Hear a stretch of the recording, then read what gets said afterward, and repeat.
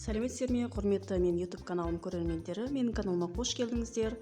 Бүгін сіздерге керемет жеңіл сорпа тамақ істеп көрсетемін. Өзімше оны мини бешбармақ деп атай салдым. Өйткені түрі соған бешбармаққа ұқсайды. Дайындалу барысы өте жеңіл. Бұған керекті өнімдерімізді майдалап төртбұрыштап турап аламыз. Бізге ет, пияз, қызанақ, сәбіз және де картошка керек болады. Енді қызып тұрған ыдысымызға сұйық май құямыз, аздап тұз себеміз, себебі қуыру барысында май шашырамас үшін менен сіздерге керемет лайфхак болсын. Ары қарай майдалап тұрған етімізді салып қуырып аламыз. Жеңіл-желпі 2-3 минуттай қуырамыз.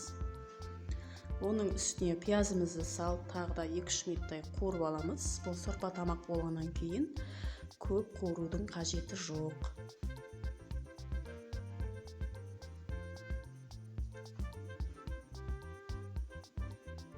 Енді қызанақ пен майдалап туралған сәбізімізді салып, қақпағын жауып, тағы да 2-3 минут бастырып қоямыз.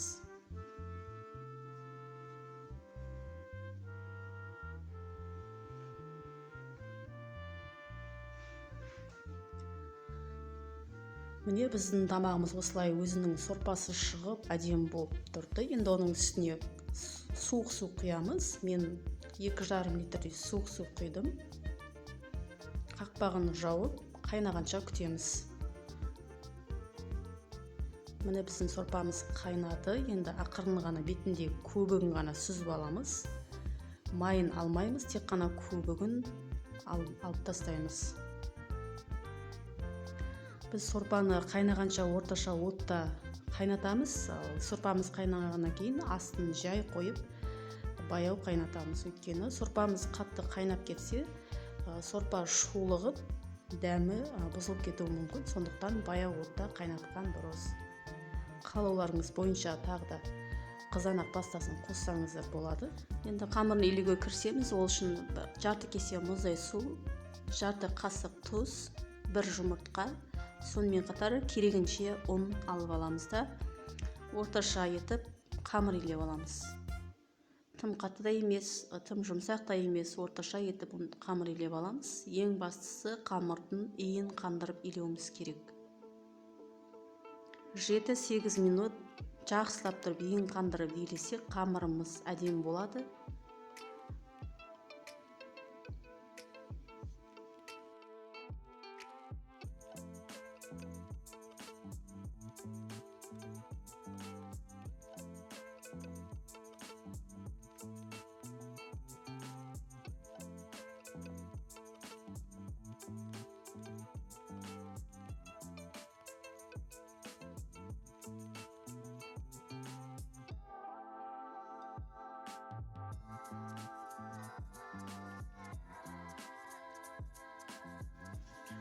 Дайын болған қамырымызды пакетке салып, 10 минуттай тындырып қоямыз.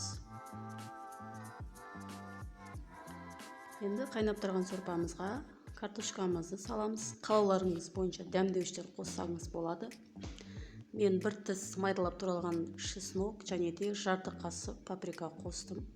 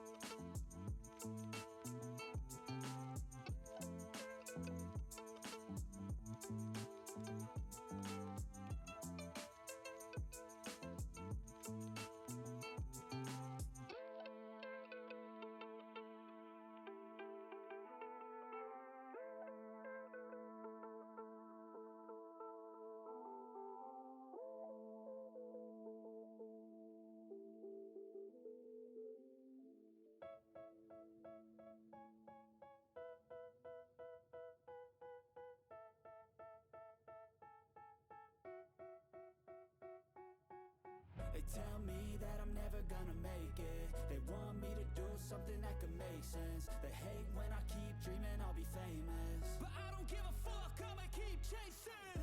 I got all this potential that's deep inside of me, but they hate when you're successful cause they try to be. They sit there being judgmental because you're trying things, and they just want you to settle and do the right thing. So get a good job, don't slack off. Wake up every morning, make a good impression on your boss. Don't do anything that I wouldn't do, and when you're making money, make sure you don't spend it too soon. Fuck that, I'll do what I wanna do. I got a different path from everyone, and that includes you. Who are you to tell me how to live life? In these times it feels like nobody is right, yeah. So I'ma figure out what else we succeed, and then invest all of my time into that and proceed. I need whatever the hell could make me happy, and I don't think you have a clue what could that be. They tell me that I'm never gonna make it. They want me to do something that can make sense. They hate when I keep dreaming I'll be famous. Міне көрермендер, дәл осылай сіздер де менің рецептім бойынша үйлеріңізде жасап көріңіздер. Өте дәмді болады, жеңіл тамақ, күнделікті жасап жеуге болады.